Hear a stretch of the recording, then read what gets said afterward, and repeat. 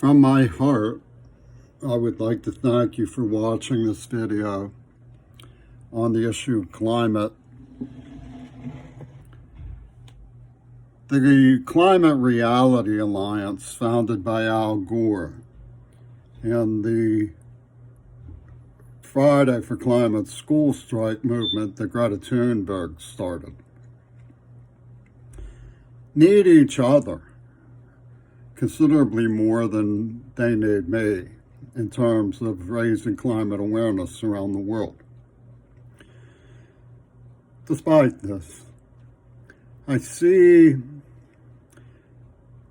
some differences between what has developed with Greta and what has developed with former Vice President Al Gore that I would like to discuss in the context of how I see the climate situation. I'm a 60-year-old deaf man, and I want to begin by reading a paragraph from Earth in the Balance by Al Gore, which appears on page 345 of the hardback edition. He says, "The insanity of our current bizarre financial arrangements with the third world is even more apparent when one realizes that fully half of all third world debt has been accumulated in order to purchase weapons with which to wage wars among themselves with consequent murder and mayhem, sometimes unleashed on entire societies and often with horrendous environmental destruction in the process. This is what occurred in Iraq's 1991 invasion of Kuwait.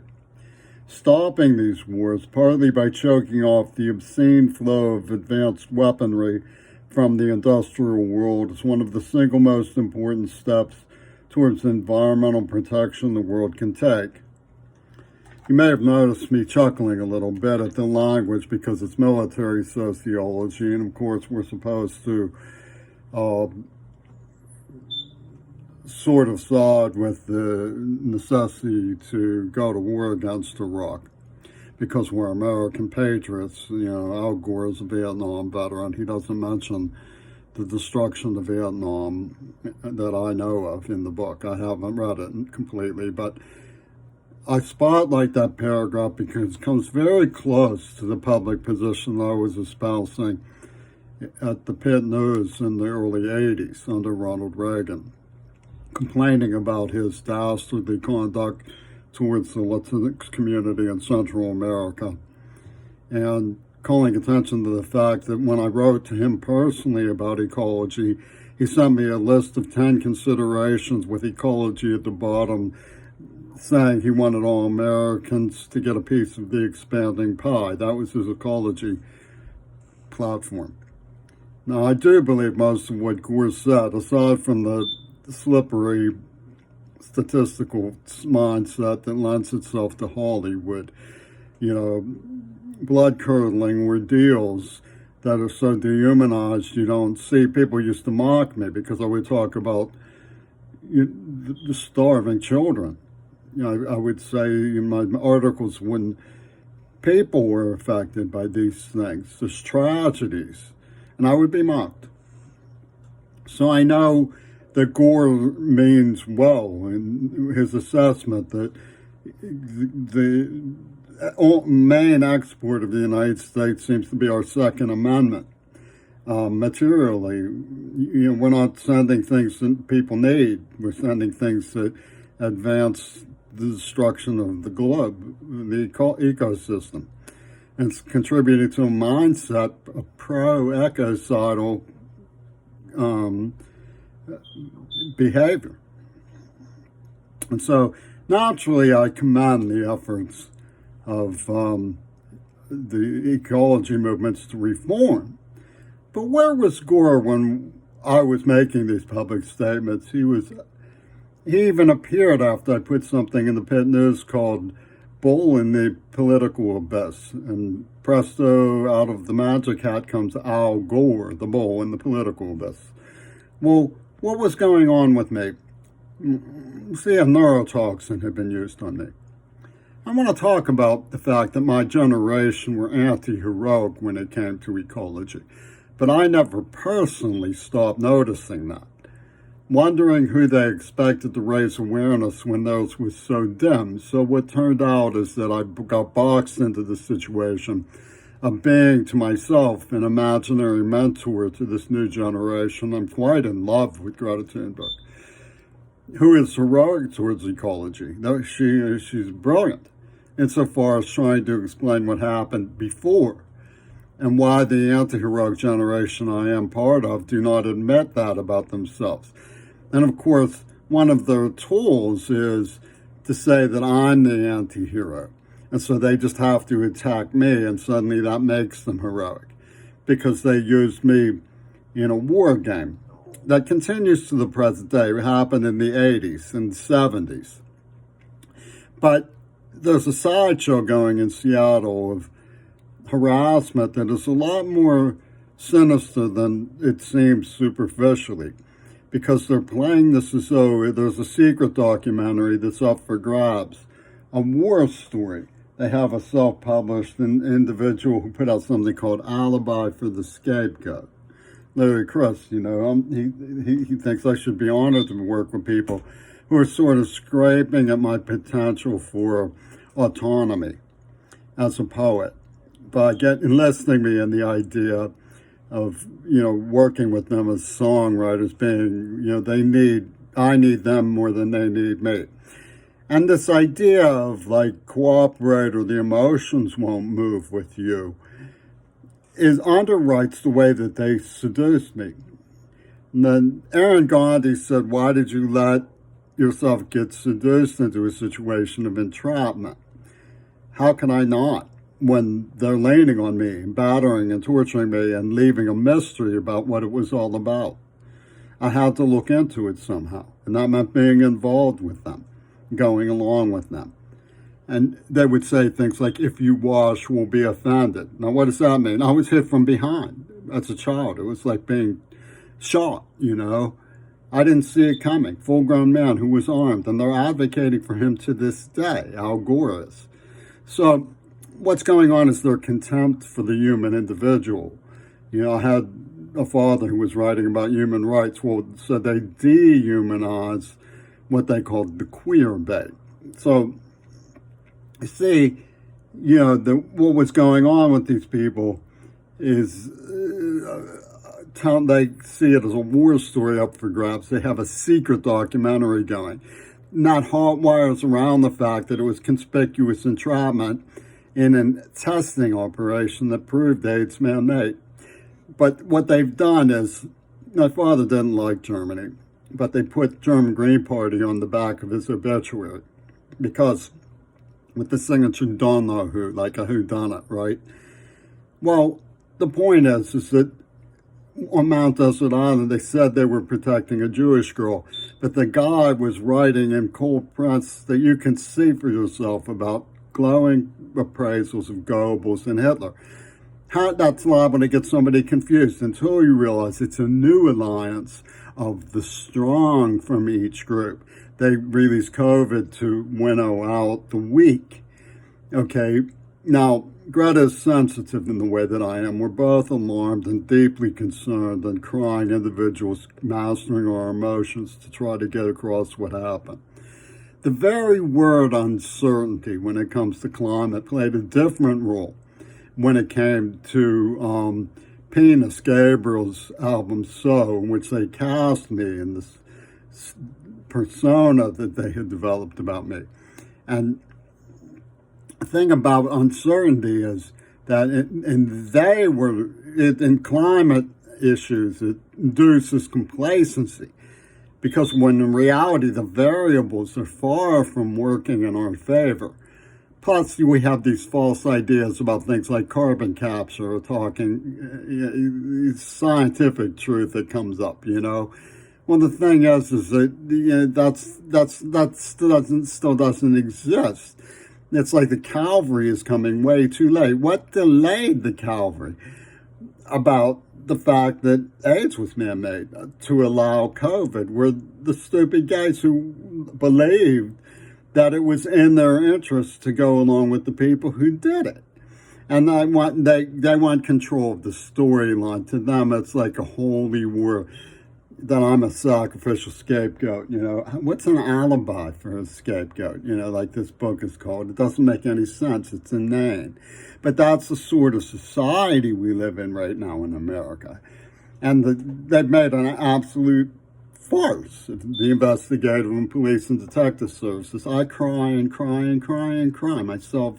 It's stupid at what a humiliated spectacle the FBI are. And I'm not talking about me. I don't feel that they've humiliated me. I've gotten the truth out when nobody else did, but they've humiliated me in ways that are identifiable as humiliation when you think of humiliation as a norm. They invaded my marriage bed, they're threatening, they're sadistic, murdering people. If they released AIDS and killed Seriously Kennedy, are they not capable of? And Gore has been helping them. So what I'm driving at is that there was a mission accomplished. Drought played a considerable role in the devastation that got started in Syria. Fossil fuel is like a drought weapon in that way. Pumping it into the environment helps them get rid of the weak and justify a food fight and a water fight. They extolled food fight in the Pittsburgh Post-Gazette, defending this very sinister sideshow of harassment, advocating for the people who tortured me. Where does Casper come from? It's like a spirit, the Holy Ghost, right? Casper, the friendly Holy Ghost, comes. He was, defending the Hitlerian idea, but it's allied with a new arrangement of an arc of symbols. The Jewish girl is allied to the Goebbels symbol now because they're both strong. The strong individuals, and then we winnow out the weak. So you have a terrifying situation that's developed from a holy war situation of the 80s when Reagan was in office, when Gore was coming after me. Reagan was sending Gorbachev and Oliver North to work with the Israelis to smuggle missiles so he could raise money to mine Nicaraguan harbors. Well, North and Dixon are both stagecrafted, Elizabethan Masterpiece Theater named North of the Mason-Dixon, and they've sort of switched around the symbols confusingly, like they did with Goebbels and the Jewish girl, the black man of the Dixon who's allied with the North of the South, It's a fingerprint of the operation that they're doing this stuff. So you have a situation, and relentlessly they come at me. I get those threats every day from them. They poison me and say it's our due to poison you. Well, it's criminally insane. They probably use bat feces back right before they launched COVID in my mouth. It's duplicitous. Well, the Holy War operation that you see there is mirrored in what happened in the mirror game that they covered Lennon's slipperiness with. The man next to Mark Chapman was named Sean Straub, which is like Straub, B-U-R-S-T, like Burst, New York. So, we're some allies and people threatening us with a nuclear weapon. I mean, that's cosmic, And so you have this situation, Straub and Burson, he gives himself AIDS, and so now he's like upstaging the Messiah. And Foucault did the same thing. He negotiated with the Ayatollah too. And he's all big news in UW Dialectical. They're all Swami Nostra, Robert Anton Wilson is here. There's evidence from the first humanist that has a chopped up Kennedy on the cover. Now, Blake Strucker, Kennedy, and Robert Anton Wilson. So, Robert Anton Wilson has been in on this operation all along. They call it anarchic harmony. Swami Nostra, in other words. Well, some of my other writings and essays talk about, but it was clocked in this holy war system of a fundamentalist tripartite, like Oliver North. We all fundamentalists, right? They set up Pussy Bowl, which Clarence Thompson, if you're not loyal to the woman, then you're like my daddy, I don't like my dad because he wasn't loyal to my mom, and so you have this situation where the Jewish extremists from the right are holy war. The Ayatollah mission to get the exocet women weapons was holy war. And Oliver North, Christian fundamentalism, and Gail Carolyn Burson is a homophone for Christian Armagedonism, Gail Carolyn Burson, and they've been covering for her all along.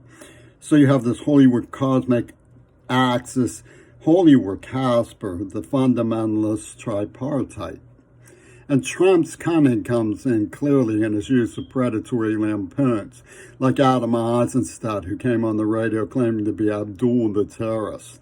And that's just the way they talk about me. They call me queer bait, and say you should be honored that we're sabotaging your overture for affinity with Greta Thunberg. Tell us everything, or we're not going to cooperate. And it's very lewd. And Eisenstadt had these black military loyalists from the Hollywood days who, like Clarence Thomas and Aaron Dixon, these shrewd name signifiers who were construing what they were doing to me as a demonstration of the white man's presumptive claim to special emissions rights. And they were lick-a-chopsing this lewd view among, acolytes of Warhol and Trump to hotwire around saying, oh, Lenin died and this guy had these papers, and so let's get him because he should die of AIDS since we have AIDS. And they let it spread. They weren't the least bit concerned about it. Trump's reenactment of COVID was the same way. Hotwire around the obvious entrapment framework, which is what I was after and got the proof. That gives away the game. The absurdity of the justification that the English gave, which is, well, people get angry. We have to watch this guy. By which they meant, they were making this absurd allegation that virginity proved rape. I mean, she was nude with me out in the woods, miles away from anybody, falling asleep in my arms after mad passion, and I didn't push myself on her. How does that prove that I'm a rapist? I mean, it's absurd. It's an absurd justification. It's also completely dismissed by my sister, who said she had never seen me, despite my kid being kidnapped, tortured, gassed, humiliated, brutalized. Michael Raven's favorite scene was that I got bukkake when I was 9 years old, which evidently they photographed and sold to Yoko Ono through the Warhol lines. That was the peace boards in the pot 9 years old stuff she was saying. I was 9 years old when they did this sick thing to me. And other sick things. She had never seen me angry until, I got home from Mount Desert Island, and that's what convinced her that I discovered something that involved harming other people, because she said I was always very magnanimous about what I'd gone through. So this justification, people get angry, we have to watch them as part of their absurd secret documentary. That's just a war story. It's up for grabs, And of course, Gore he wants, if I ever make money off of anything, to take it immediately for the homeless shelter. He doesn't want me to send it to Yemen like Greta Thunberg did. He didn't want me to set up shop with research assistants so I could see where it would go best. He doesn't want me to help myself as a 60-year-old man. He's like, hey, you're used to being kicked in the ass. Why should you stop being used to it now? So this is the mentality. And by and large, I'm completely with Greta. The human circumstances come first. But we have to watch these people because they appear to be flooding the environment psychotically and deliberately to get rid of the weak. And the guys aren't going to rescue us any more than they rescue themselves. The oceans are going to be completely poisoned by the time they shake their complacency. I mean, uncertainty was the big cool thing for them in the psychology of Foucault and Penis Gabriel. So uncertainty induces complacency in climate action. The faith in science gets hotwired into faith in carbon, extraction that doesn't even exist yet. And then they allow COVID to happen. So, I mean, the timetables aren't working for us in climate change. The timetables aren't working for us. If we listen to their lives, the ocean will be suffocated before help arrives. And Gore is proposing a buddy system of eulogy for a doomed planet. Uncertainty leered from Penis Gabriel, so they weren't resisting at all. Even now, the stupid Japanese women have the gargoyles of street doctrine making Trojan comments on Greta's virtue and murdering innocent people and terrorism from their PlayStation of Monty Python and the Holy Abortion Holy War. You know, I mean, Monty Python's going to come and spat at you over abortion to dramatize the cuckoldry of the Jewish community. You hold sway in Al Gore's Pentecost or whatever his explanation for Mount Desert Island. He comes, to the bowl of the political best, and he's going to gore him. And they've made it virtually impossible, and not impossible. Theoretically, it's still possible for Greta and I to have a child from natural lovemaking, and I proposed to her. But, that's a theoretical relationship. Theoretical relationships fall apart under the tension of politics. For Gore, even giving Greta money to send to Yemen is espionage. Federal Bureau of Investigation will pounce. They want to make my beautiful, beautiful love poems to this beautiful, beautiful girl a form of latent pedophilia because she's younger than me. They're so pathetic. And people are supposed to take their side against the fact that I just want to live normally and openly at the very minimum, even if it means being by myself, alone, with dignity. They hate dignity. The last thing in the world they're going to stand for is a dignified romantic relationship between me and Greta. I have no reason to believe or disbelieve that she wouldn't be open to it. She could see as clearly as anybody how obvious my love for her is. I would never hurt Greta. But these people, they would hurt anybody. So I'm just saying, I have to live with this situation. But I don't think that it does anybody's good to pretend it isn't what it is.